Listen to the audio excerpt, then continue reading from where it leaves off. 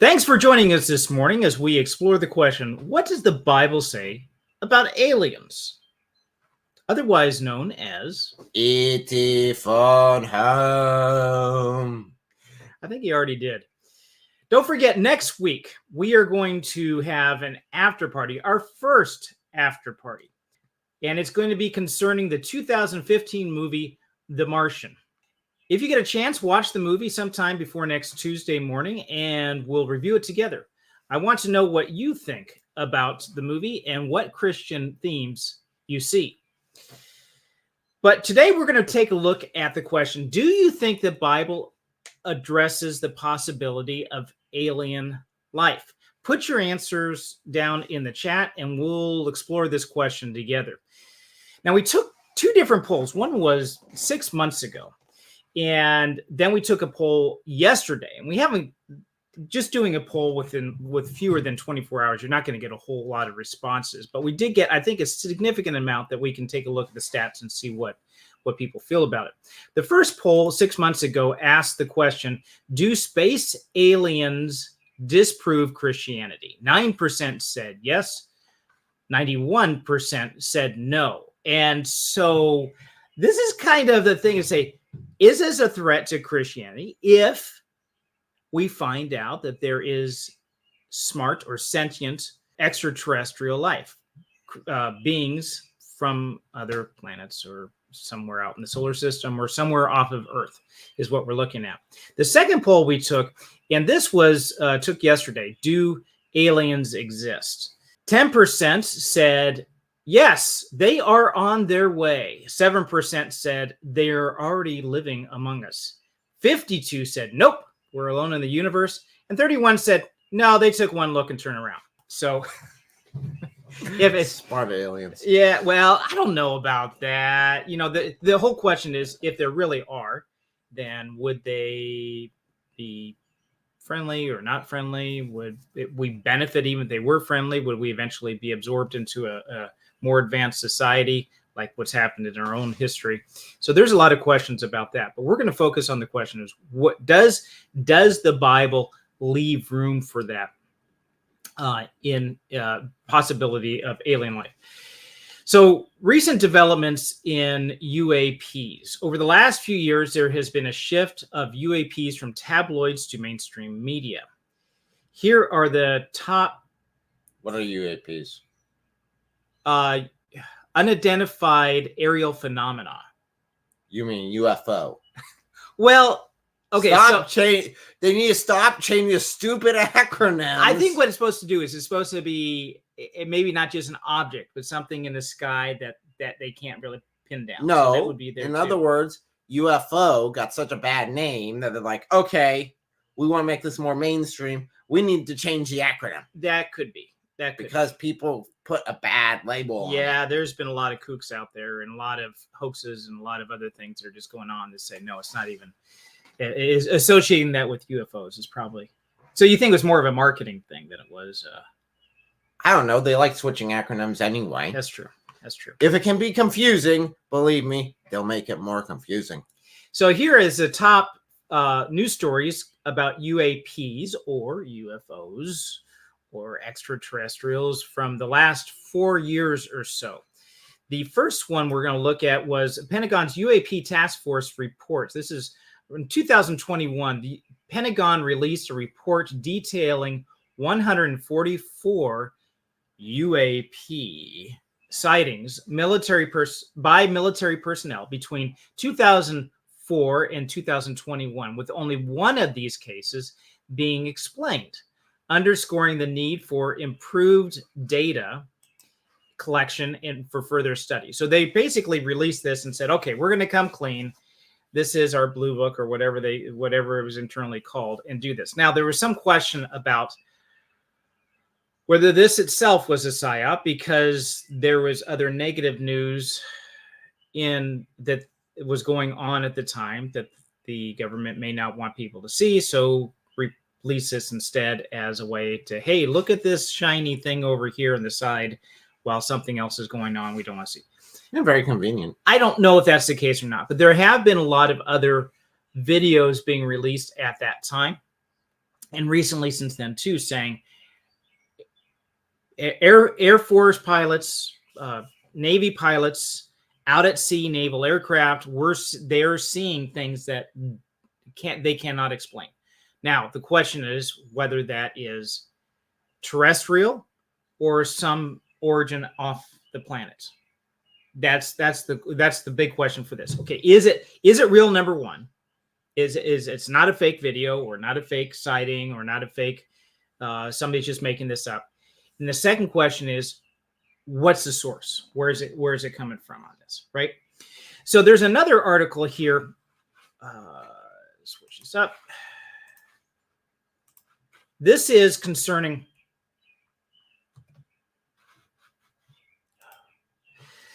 congressional hearings on UAPs in 2022. In 2022, the U.S. Congress held public hearings on UAPs, UFOs, marking a significant step toward transparency and highlighting government's effort to understand these phenomena better. So this is pretty much an extension of the last one we just saw. Next, so they're trying to understand it better. Is that what their announcement is? Well, they're just UFOs, saying, we will try to make sure we understand them better. No, towards transparency. So they're saying, listen, guys, we're coming clean with this. We want to let you know what's going on. Yeah, we got no clue what's going on. Here you guys go. Good luck. It could be, and I'm not saying this is the case either. All I'm doing is just looking at recent articles and why there's been an interest of late in this whole subject. It could be that they've been caught with their pants down and they're saying, listen, this is all right. So now we're going to put a new spin on it. This is it. Or they're just saying, here it is. You guys want to know? This is what's going on. Or something else is happening. It could be that these are not extraterrestrial. If the Pentagon, okay, in 1982, I was at Edwards Air Force Base. I was a kid in Air Force ROTC. We were visiting as a group, and there were some things that we had seen, started asking questions about. And I was asking a question about the flying wing, which was a 1950s project. It was a large, it didn't have the main fuselage. It didn't have the dorsal fin. It's just one big wing. Okay, they called it the flying wing. And I was asking questions about that, and they gave looks to each other like, okay, this kid's asking too much. Stop. And it's not the annoying, like, stop this kid from asking questions. It was the annoying. It was more like wink, wink, nudge, nudge. Okay, you're asking too much. Let's move on. And that was before the stealth aircraft came out. And so they were working on that program at the time. I don't know if it was at Edwards Air Force Base, but that's where they do a lot of the testing. That's where they did all the testing of the X flights and stuff like that for launch. I mean, it's just a big test bed, right? Because it's a wide, open, flat lake bed that they did a lot of the. I mean, you could crash there and you're going to kill the pilot maybe, but you're not going to kill civilians. It's out in the open. So stuff there you can bet that our military is working on new tech and they're not going to release it to the public. And it could be that this new tech is they're doing tests with it. Somebody's getting video of these tests and they're trying to keep it quiet. And one of the things they could say is like, oh, this could be aliens. We don't know for sure because we don't want to tell our potential enemies what it is. So we're going to say, yeah, we're going to investigate further on this because there's more involved. We want to know what's happening. We're going to let you know that we're looking for ET. I didn't know Kermit the Frog was on Oh, stop list. it. Yes, that's how aliens talk. I know. I've spoken to him. So, you know what I'm saying, though? I didn't know it's the like, government employed Kermit the Frog. They do. Let's be honest. They do, as a reporter. Yeah, so that could be right now we are at an age where we've got instant. Everyone's got their own camera. That's right. Everyone's videotaping everything. And at the same time, you can instantly put that online and get everywhere. So, yeah. Yeah, it could be. It could be a possibility. That could be. It could be China. I was just saying, they're huge. China. It could be them. They could be coming in and doing some flybys. You see how many of these recordings are actually near military bases too. Could be aliens coming out, scoping us out and so forth. So I think we've got some chats coming in here. I'm going to put Thomas Hall said the Bible itself really isn't really concerned with the question. I don't think it says one way or another. I could see how it could open questions about soteriology and theology. Dude, you are on fire once again. You read the script. We are going to be hitting both of those and a couple more. So that is awesome. Awesome insight. Andrew Martin said, Kaya Ora and hello all. Oh yeah, that's right. It's Kaya, Kira, Ora. And you have to refresh my memory. I do not remember what language that is. Thomas Hall replied, but it's like I said in the last video, I think it's the same phenomena as fairy spirits in the past with materialist point of view. Okay, so we are going to be digging into this deeper with this too, is to say, what are these sources? First of all, are these reports real? And if they are, what is the source? We've covered two possibilities here so far. One source being it is extraterrestrials. It could be beings from other planets or so forth. It could be a hoax or a misdirection, right?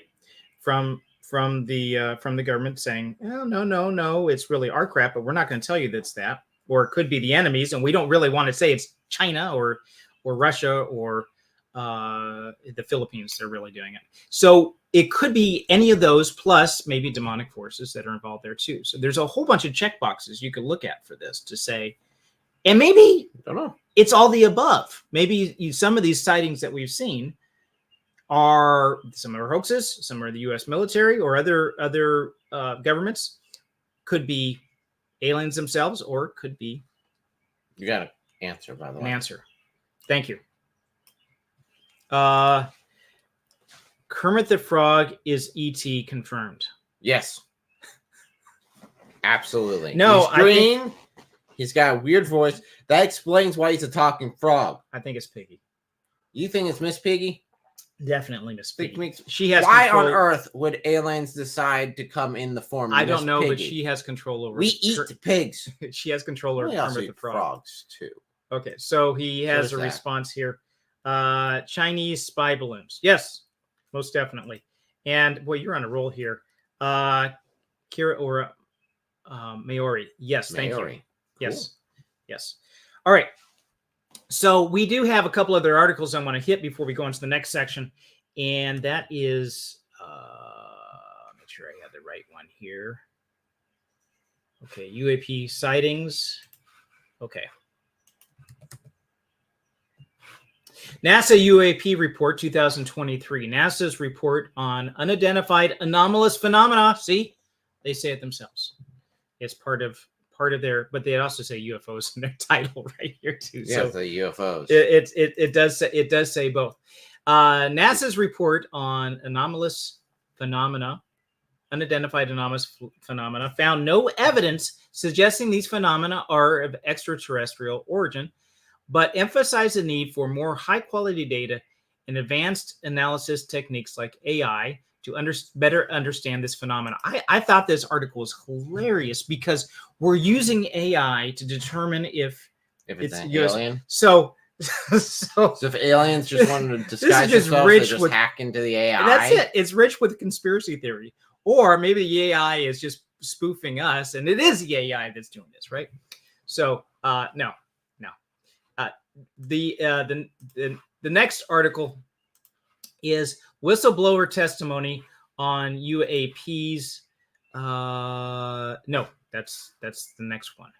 Let me go over there. There's another article. Former U.S. intelligence officer David Gurich testified before Congress, claiming the government is hiding evidence of non-human intelligence and crashed UAPs, which spurred ongoing debates and investigations. So you hear about these whistleblowers, these leaks within the government. They're saying, hey, listen, it really is. I don't know where the credibility is on this one way or the other. I still have a hard time thinking the U.S. government actually successfully covered this up for decades. Yeah, that's the whole thing with the conspiracy theory. Someone's going to talk, right? Allegedly, there's so many of these different events happening, and there's so many people that have to be used to cover this up. Right. And no one spilled the beans. Right. Well, somebody spilled the beans about Mexico's alleged illegal illegal alien corpses. No, Mexico's alien corpses. A presentation on Mexico's Congress in Mexico's Congress by a journalist, Jamie Mousen, claimed to show mummified alien corpses. These claims have been widely disputed by scientists who continue to stir up public interest. If you look at these things, they don't even look real. No, I don't even see how this would. It We're looks back like to the Fiji mermaid. it looks like a 4th grade paper mache project. Wow. And this is Tutankhamun, right? I go back to Fiji mermaid. What is that? Oh, that was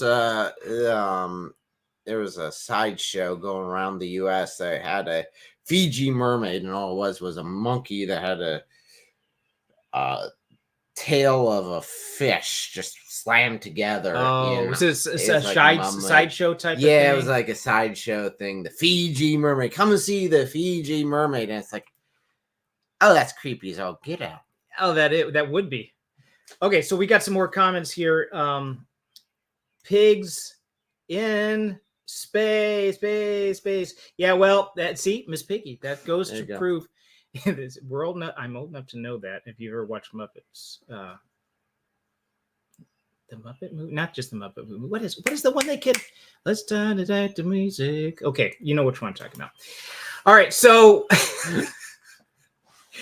atheistic arguments. So all these would come up, and the reason why we're delving into this a little bit is because this is more of an apologetics question.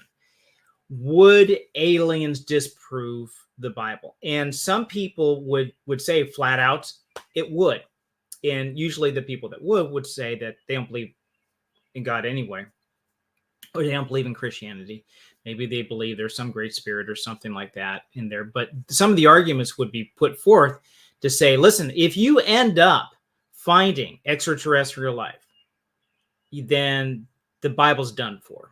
And so I've got some arguments and some counterpoints here, and then we can go through and discuss these and see where we are. And you guys can chime in on the chat too with this as well. So the first question that we're going to be looking at is the absence of any mention of extraterrestrial life in the Bible challenges the Bible's credibility and claim on completeness. Really? Yeah. Really? So that's an argument? It is. Well, think about it. The argument of absence?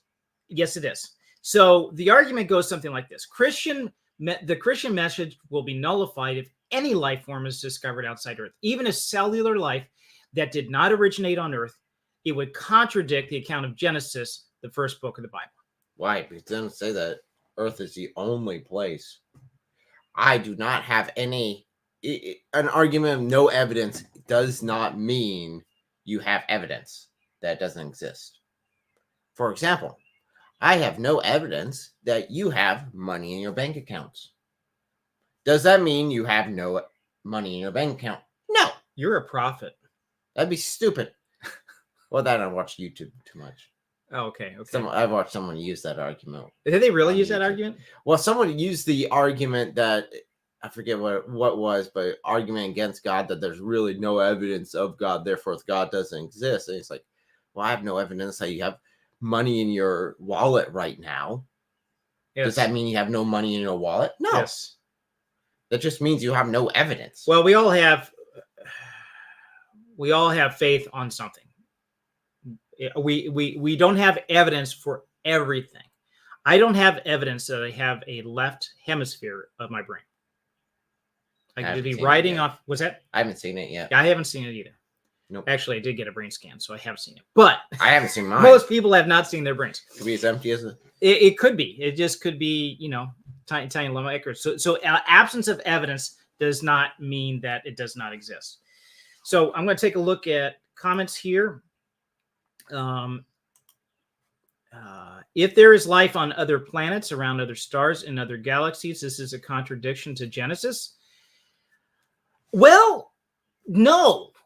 But at the same time, you can make the argument. This same argument could be used to say that the fact that they were Native Americans in North America disproved the Bible. How?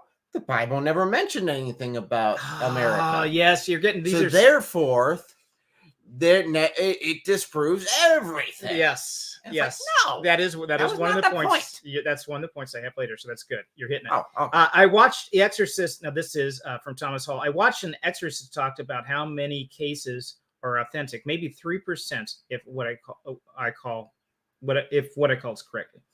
I think UFOs and other supernatural phenomena are about the same. Most can be explained, but not all. Yeah, there's probably there was a case back in 1973 down in Mississippi, Pascagoula, Mississippi. You had a couple of guys that are out there fishing. And they were out there, and all of a sudden they got this bright blue light. These aliens came, and they kind of landed. They hovered over the water, and they weren't the typical big-eyed aliens. They were more, it's really kind of weird. It's almost like they have elephant feet and other stuff that was going on, their description. Point was, other accounts were saying these guys were drunk. I lived for a short time right near Pascagoula, Mississippi in the 1970s. This was a place called Gaucher.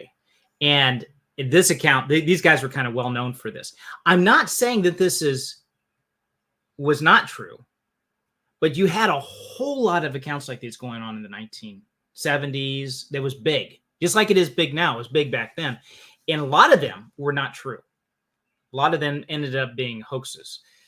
So if what you're saying here about 3% is possibly being true, just like with the exorcisms, I'm saying that could be. Maybe. That these divide up in different territories. You cannot account for them. There's probably a bunch of them you can't account for, some you can't, right? There's no evidence, so therefore it doesn't exist. It doesn't. Oh, you're using the same argument. Same argument. I mean, that argument is so incredibly stupid. So the argument continues. If there is alien life, the absence of any mention of extraterrestrial life in the Bible raises questions about the scripture's completeness and reliability. I think that's part of where the argument goes. Scripture is not complete. Hey, you talked about humans. Hey, there are some more important creatures out there. Why doesn't it talk about them? Because they're not the subject of the book. That's right. Since the Bible is considered by many to be the ultimate source of divine guidance, the lack of explicit references to extraterrestrial beings or life forms is a significant omission. That's what the argument says. You can say the same thing about biology on George Washington. Why didn't it say anything about, the absence of some information challenges the Bible's credibility, especially given the vastness of the universe and the potential existence of extraterrestrial life. So you are correct 100%, Eric. Let me go to the rebuttal here. The rebuttal is the Bible's completeness is complete regarding theology, our relationship to God, and not to science, our relationship to the physical universe. That's basically what you're saying, if I understand it correctly, right? Yeah, even like biologies, like I was saying with like George Washington's biology, why didn't it say anything about, Christopher Columbus? Does that mean Christopher Columbus never existed? No, it wasn't the purpose. The Bible is not an exhaustive source of knowledge for all that is. It is a love letter from God to us. The Bible does not cover the sum knowledge of all the universe any more than the U.S. Constitution tells you how to change the oil in a 2018 Ford Fusion. Car maintenance is not the subject of the U.S. Constitution. In the same way, the Bible does not talk about the mating habits of kangaroos in the Serengeti. Now, there ain't kangaroos in the Serengeti. Kangaroos are not the focus of the Bible. Is that what you're saying? Basically. Okay. Basically. That does and this sense. whole argument is so laughably bad. That is. So I'm keeping my eyes on the comments here for anything else that comes up that you guys want to chime in with. The book of Genesis focuses on the beginnings of Israel, and does not mean that the people in Asia or America did not exist. But obviously those people and their descendants are a part of God's redemptive design. This could also mean that he created other creatures or may not require redemption, but they're not a part of the message written to humanity. So the Bible is God's message to us, and it focuses mostly on Israel and the events surrounding Israel.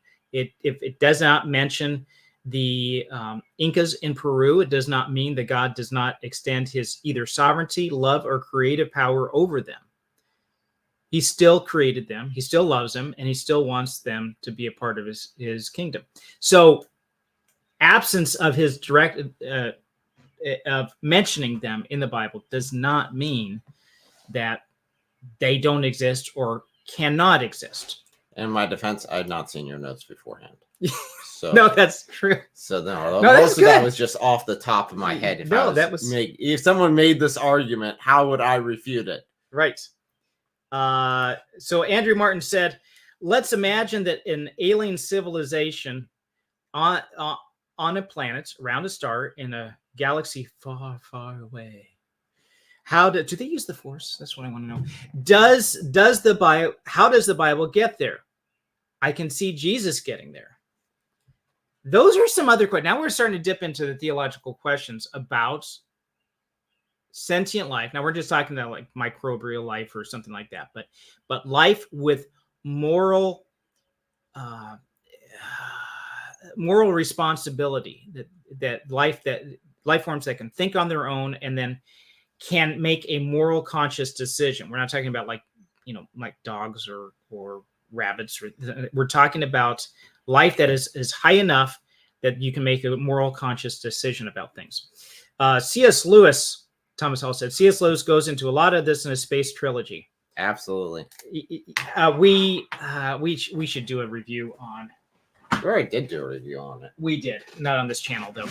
On my channel, we did a review on theology. Yes. All of C.S. Lewis's time series. Here's Paralandra. So you can see how near and dear this is to my heart. That hideous strength, which I have a harder time with. But you can see how near and dear this is. Where's Out of the Silent Planet? I don't know where it is. But that is one of my favorite books, and he does cover this, and there's a lot of theology in it. And pretty exciting book. I don't know if they could ever bring that to film, though. Because that would be difficult. That would be difficult to do. I think they would ruin the story, especially if it's a made for Netflix version. Ew, no. Who knows where that would go? If you haven't read the Space Trilogy, I'd recommend it. It was 1930s, and I think maybe 1940s when the last one came out. 3 books. And the interesting thing about the Space Trilogy, we're going to get a little bit off subject here, but the interesting thing about the Space Trilogy is it was done not so much on a bet, but on an agreement that he had with J.R.R. Tolkien. Yes. He said, listen, Tallers, I will write one on science fiction. I'll write a book on science fiction if you give us a story on time travel. Time traveling elves. Yeah, I don't know if they were elves, but time travel Would have been epic. Well, they did. It was published posthumously, I think, by his son. I don't remember what the name is. So Tolkien did actually write it, but it never published it himself. But that was an agreement they had. Really cool. I would like to do it again. I would like to do the Space Trilogy as a review on this channel. We'll see how it goes. So these are different questions. So we have, which question are we working with now? Switch over. I think we're question 2. Yes, argument number 2. Christianity claims humans are the center of God's plan. The existence of aliens voids that plan. So the argument goes something like this. It's an old argument. Ask Galileo. Just as telescopes showed us that the Earth is not the center of the universe, so extraterrestrial life will show us that humans are not the figurative center of the universe. Anthropomorphism is dead. This is the view that humans are at the center of a plan by a so-called God. I'd have to say, where exactly did it say that humans are the center of the universe in the Bible? I forgot that point. I've never read that section. That's a good question. So where does it say that? Does the Bible? Yeah. In fact, the whole thing is this is a relationship between God and man, not between God and some other race of intelligent alien out there. Right. So if there are other aliens out there, they may be a relationship that God has set up with them.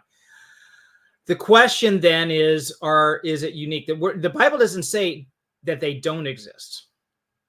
If it flat out came out and said, this is it, you are the only intelligent creatures in the universe, and the only morally responsible creatures in the universe and all creation. Okay, that'd be one thing, but it doesn't say that. We'll go over some verses here later and explore what the Bible does say concerning these things. So if we are not the center of God's plan, what is the rebuttal for this? Who says that God does not have a plan for another species? So, yeah, we are the center of God's plan for this planet, for this world, but that does not keep him from creating other intelligent species elsewhere. And then I think as Thomas Hall brought up earlier, what then does that mean in terms of redemption? If they are morally responsible, that means they have free will. If they have free will, there's a possibility of a fall. The question is, did they fall or not? Yes. I mean, you look at Paralandra. Yep. Is a great example of a hypothetical situation where you may or may not have another sentient life fall or not. I'm not going to spoil anything in the book. Oh, that's so close. Yes. I know. Yeah. I'm no not spoilers on everything. this one. I'm educated. Really close. Yes, we will have a spoiler, non-spoiler section for the book if we do a review on that one. Argument number 3. Argument number 3. Alien contact will contradict Christianity if more advanced aliens have no religion. In other words, if they travel here before we figured out how to get to their planet, then they're smarter than us. If they're smarter than us and they're atheists, then we should listen to them, because that means their arguments are really, really good, because they're really, really smart. And their arguments would be basically, your Bible is bunk. We don't believe in any kind of God. So therefore, you guys are just primitive. I'd have to look back at their history to see if they did have. To see how long they've been all atheists. Yeah. So because, a lot of the scientific revolution period happened when Christianity was a major driving force, definitely early on, with why we even started the concept of science to begin with. So if they didn't have that and they're here, okay, how long ago did they do that switch over? That's a good question. Thomas Hall said, I could see it going either way. I could see God forming a universe full of life he loves, or a unique planet with only man. Just because the universe could be so vast and empty doesn't mean, dun, dun, dun, he doesn't have great joy in vast empty creation too. Okay, so let's take a look at that argument for a bit. I think that you're really bringing up a good argument here. I'm going to put the first one up just as reference. So we'll get into the depth of the universe a little bit here, and what the, talking about what the chance is of other life. Not so much speaking about from an evolutionary standpoint, just saying that if there is a possibility of other habitable planets, meaning that creatures like us could live there, that you could have other creatures that would live in a hostile environment that we couldn't live in, but they could, because they're built that way. But if there are other smart creatures in the universe, I mean, your argument here is just saying that it's huge. It's huge, man. It's huge. Would there be a chance of there being other creatures? And I think the answer is yes. But you could see this going either way. You could have a vast universe. We look up with awe.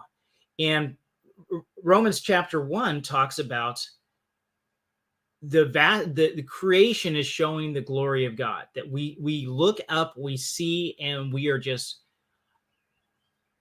I'm mesmerized by the vastness of the universe. I can't comprehend it. I don't think anybody can. And we are so infinitesimally small compared to how huge the universe is. This is only observable. We can only see so far.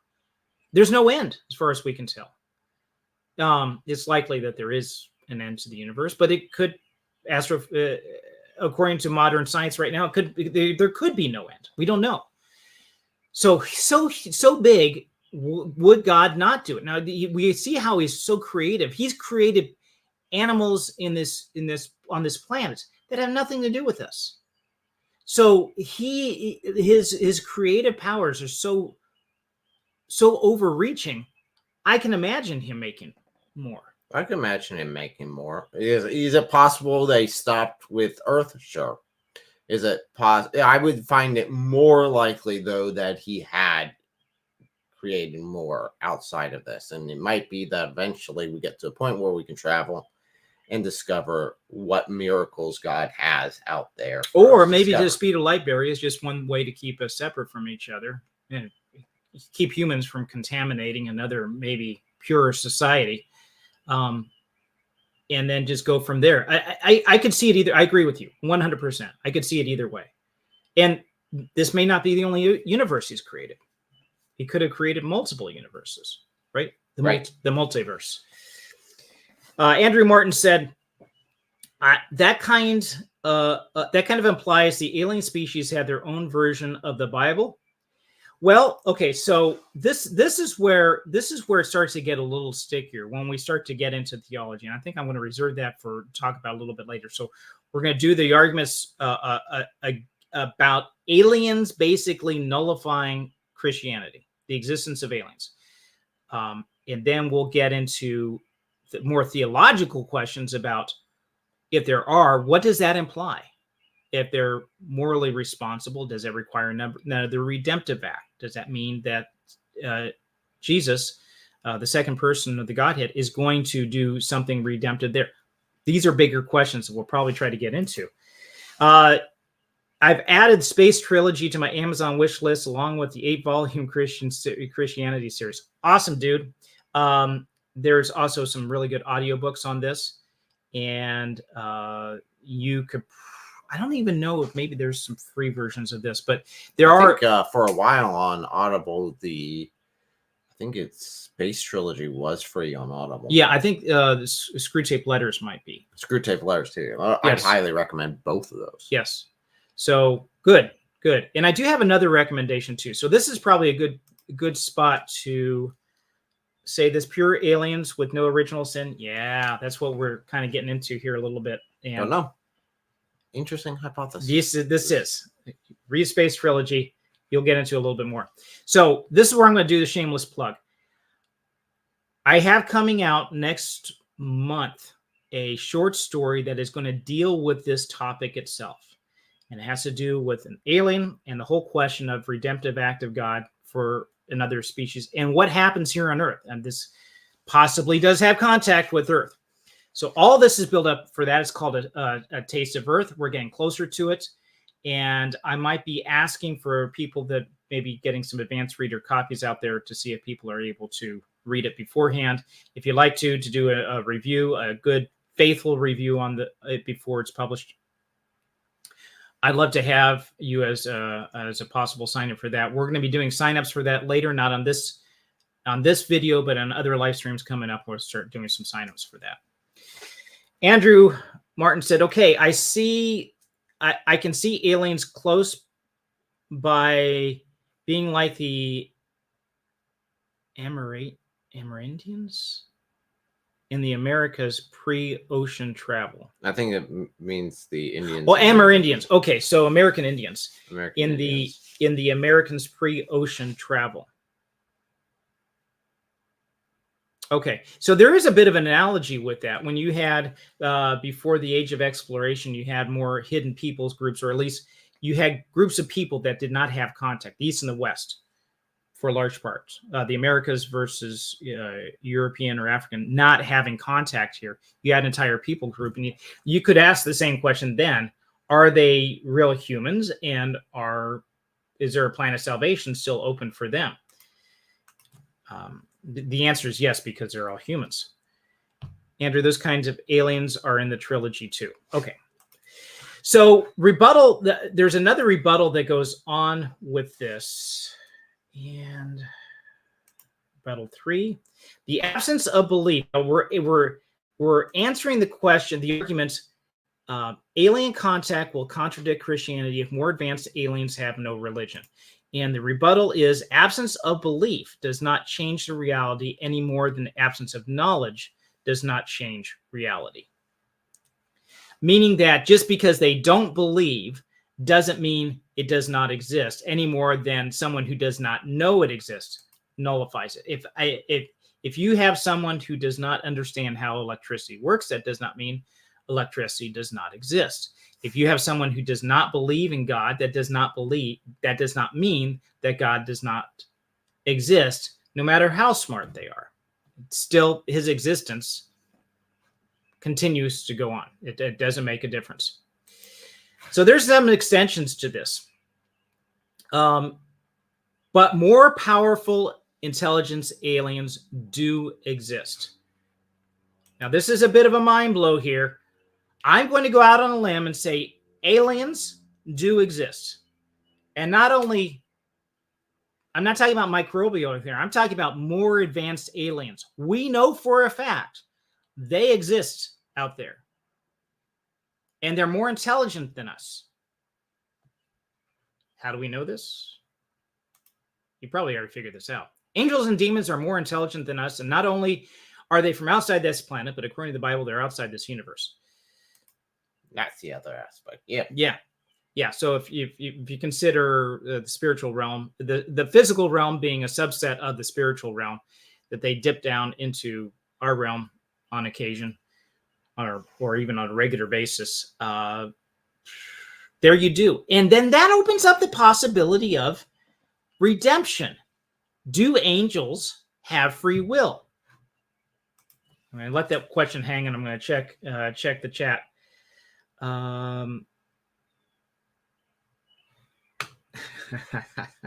Andrew Martin said, I read the synopsis and it's clear that C.S. Lewis and Tolkien. It's clear C.S. Lewis and Tolkien on a space adventure. Basically. Yeah. Basically. Yeah. That is true. So my question then is, do angels have free will? Are they more like robots? This is according to biblical theology. What do we know about angels' moral responsibility? Or do they have moral responsibility? And while you guys are thinking of that, we're going to be, just in a minute here, we're going to be dipping into other perspectives on the Bible concerning extraterrestrials. God rules over all creation and so forth. And I do have an answer from Andrew. He says, well, Satan chose to fall. So free will, yes, the answer is pretty obvious. So they do have. Sorry, guys, that's kind of big. Don't give them softball answers. Yeah, that was a softball. Don't soft pitch anything to them. They don't need. No, you guys are pretty smart. You guys are on the ball here. So no, the Satan did have, and all angels do have moral responsibility. They have free will. They're not created in God's image, as far as we know. It appears that humans are unique in that regard. But Jesus' death on the cross, does it apply to angels? We're getting a little bit deeper here with this question. So they fell. Is their fall redeemable? And was it redeemed by Jesus on the cross? So there's actually two different questions. Was their fall redeemable? And was Jesus' death on the cross, does it apply to them? So an answer here, I can accept that each side has massive arguments for their side and a lot of justification. I don't think you're answering the last question. I think this might be concerning the atheist arguments. I think all the atheist arguments on this are actually bunk. I think they're kind of crap. Easily disproven. Yeah, definitely the first one. That was so bad. Yes. I could see someone using it, but it was so bad. So, yeah, definitely. And I think we could say that angels and demons would be classified as extraterrestrial, not having an origin on this earth, not meaning that they're not on this earth now, but that they don't have an earth origin. That is not their original habitable zone. Since I'm still thinking about that. Okay, so biblical perspectives on extraterrestrials. 1, God rules over all creation. The creation account in Genesis includes the entire universe. True or false? Or is the Genesis account only talking about the earth? Is that a question for me? Or I'm for the asking chat? both, but I will ask you right off the bat. Is the Genesis account, is that only talking about Earth, or is that talking about? It sounds like it's talking about everything. Sounds is talking about everything. So I'm going to take a look at some scriptures here. Okay, so I'm going back to a previous question because there's a delay in the chat here. Thomas Hall said, wouldn't lack of redemption equate with lack of free will? Is the relationship of angels with God different than his relationship with man? Well, absolutely. We are called children. And in Hebrews, chapter 2 says, chapter 1, it says, are not all angels ministering spirits sent to serve those who will inherit salvation? So there's a dichotomy between angels and humans at that point, where we inherit salvation, redemption. They do not. They are sent as ministering spirits to help us. And then later on in chapter 2, it talks about how, what is man that you were mindful of him, or the son of the man that you cared for him? You made him a little lower than the angels. So on the hierarchy of beings, we're lower than angels, and handed everything to us. It subjected the world to us. And then author of Hebrews, because he was actually quoting Psalms at that point, he goes on to say, yet we do not see everything subject to us, to human beings. But we see Jesus, who was made a little lower than the angels, not made a little lower. See Jesus, who was made to be like us and crowned with glory and honor because he suffered death, so that by the grace of God he might taste death for everyone. So there is a time when we will be placed above angels. So there's a lower time now, and then a future time later when we're going to be above them, and as children of God. So you can almost think of angels as the servants of the household. They're the butlers and maids, and we will inherit a place that will be above them. We're like children running around the house. We're subject to authority of the house right now, but then we're going to be more in a position of authority later, after redemption, after we go to heaven. So God rules over creation. I think we can pretty much say that's a done deal. And on the X day, God created others. Could be. Don't know. 7 days. Well, again, that wasn't the point of the Bible. I don't know. So here's a good question. In the creation accounts in the New Testament, you have, or excuse me, the Old Testament in Genesis, you have the 6 days of creation. They rest on the seventh. Could God have created the other civilizations, other sentient beings during that 6 day account? I think he probably could have. Right? He could have. It doesn't really saying that he. I mean, it doesn't say that he was, and it's not like that. He rests on some days. It's not like because he was exhausted. No, it wasn't like, oh, that took out so much energy out of me, creating everything in the universe. Yeah. Okay, so first thing, God rules over all creation. The creation account in Genesis includes the entire universe. Let's look at some scriptures that we have for this. Scripture 1.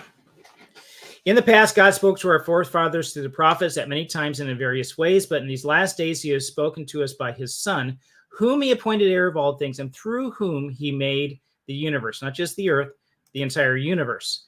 The Son is the image of the invisible God, the firstborn over all creation. For in him all things were created, things in heaven and on earth, visible and invisible, whether thrones or powers, rulers or authorities, all things have been created through him and by him, Colossians 1:15-16.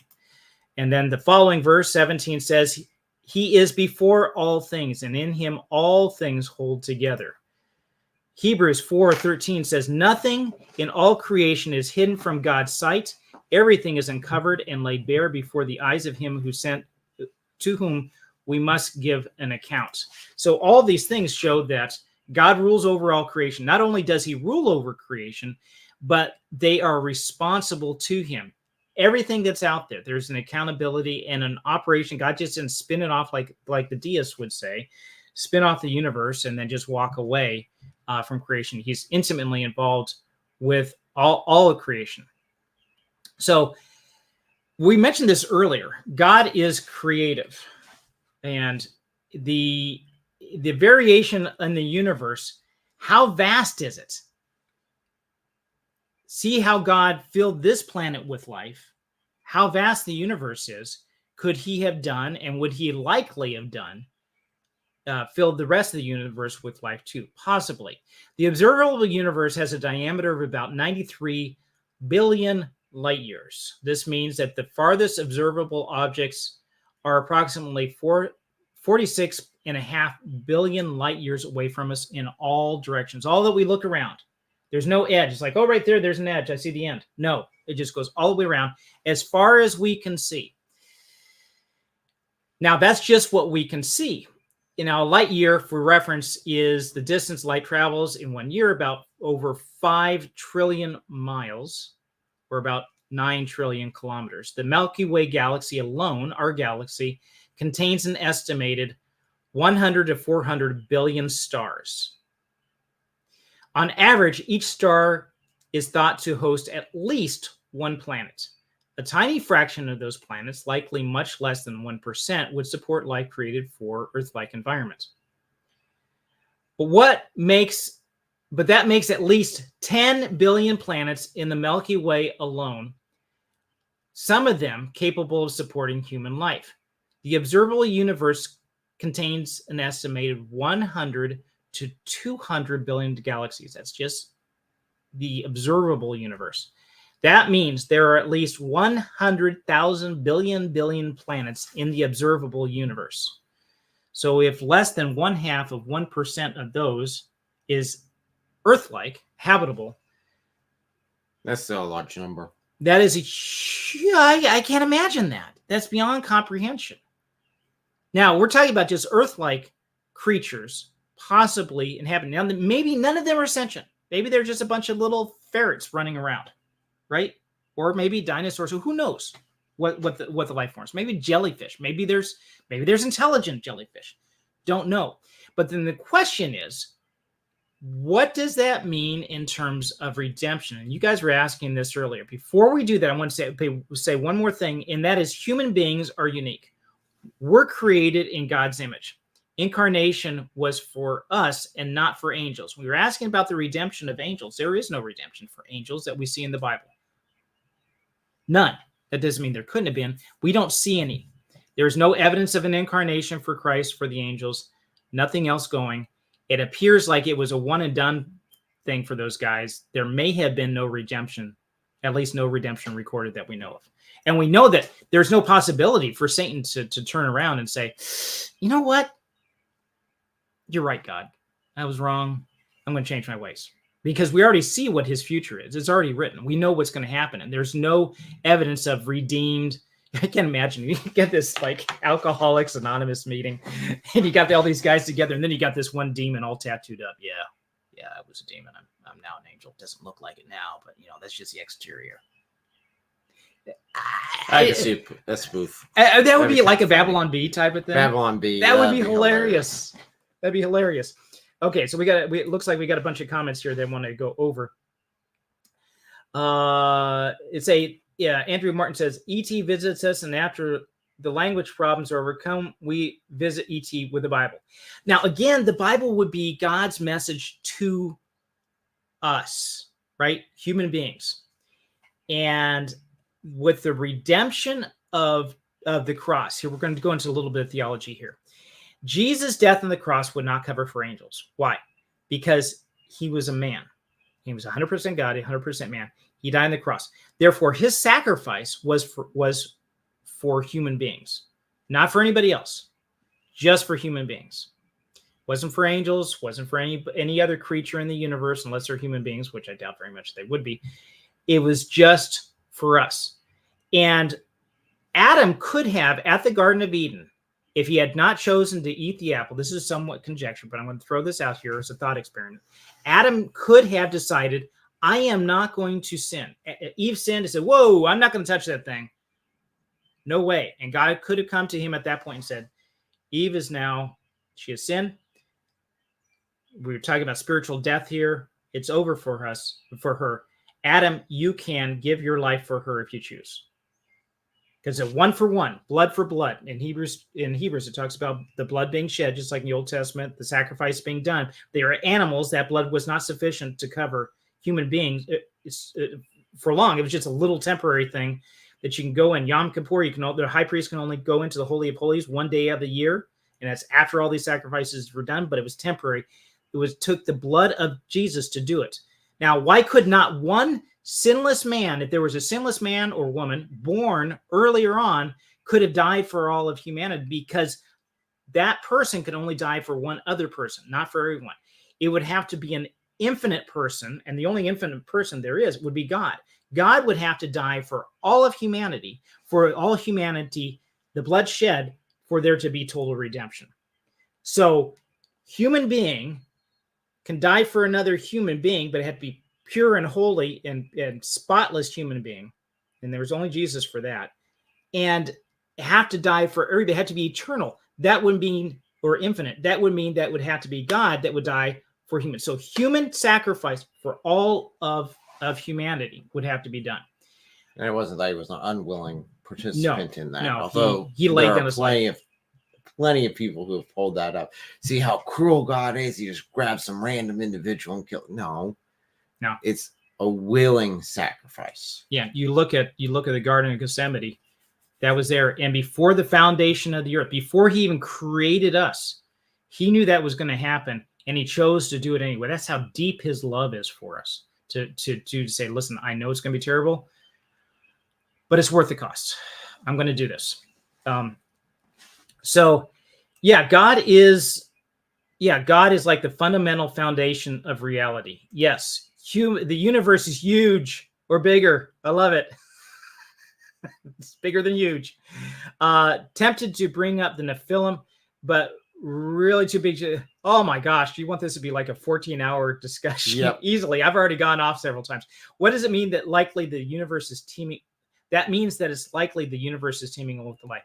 I think probably. So if you take the evolutionary model, life just spontaneous happens. I don't think it happens. I think that there is a spark that God needs to be involved in saying, there it goes. I already covered how that could be in a previous video. Okay. How evolution makes no sense unless God is the driving force. He has to be the driving force. So, yes, I could see him do it here. I mean, look at like the variations we have in human beings just within our own species. It's amazing. Each one of us being unique and individual. I could see God I just love it, man. I want to see, get to heaven and just check it all out. Okay, my name is Satan. I realize I was now wrong. Babylon Bee.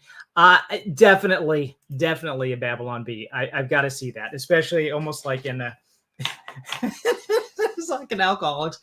I'm a gratefully recovering demon.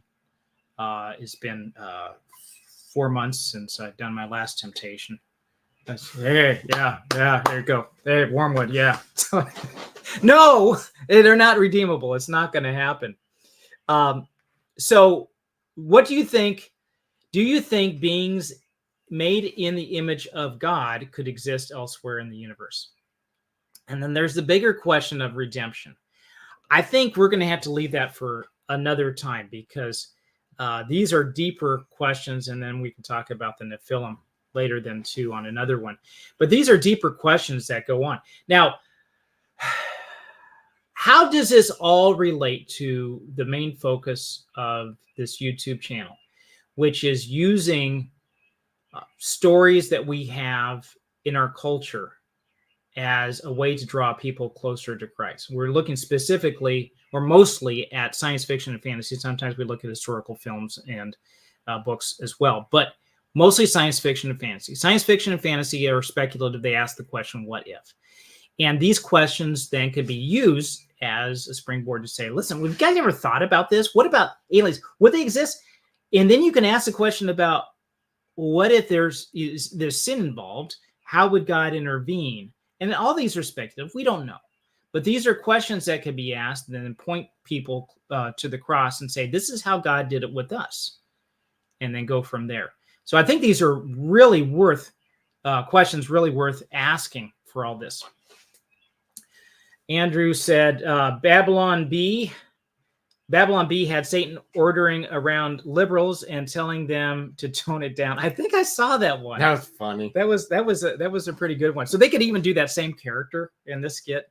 So if you guys know the guys at Babylon Bee, you can suggest it to them. So that'd be fun. When you get down to it, aliens would not disprove God. The existence of aliens wouldn't disprove him. The Bible leaves open the possibility for life on other planets. The Bible says everything about God's creativity, about how, and if you look out in the vastness of the universe, there is the possibility of this. God created everything, and he is sovereign over it all. He is sovereign, creative, and we have a special place in his heart, in his plans, uniquely as his redeemed children, taking a center stage, even above angels eventually. Coming up next week, we are going to have, I'm going to reiterate again, we're going to have the Martian After Party review. If you get a chance, watch the movie and we'll review it together. I want to know what you think about the movie and what Christian themes you see. Then a week from today, we'll talk about a change in our culture, how the marginal has become the ideal, and how the ideal has become marginalized. So until then, I hope that all of you enjoy the rest of your day, and look forward to more of these chats and discussions in the future. And we'll see you then.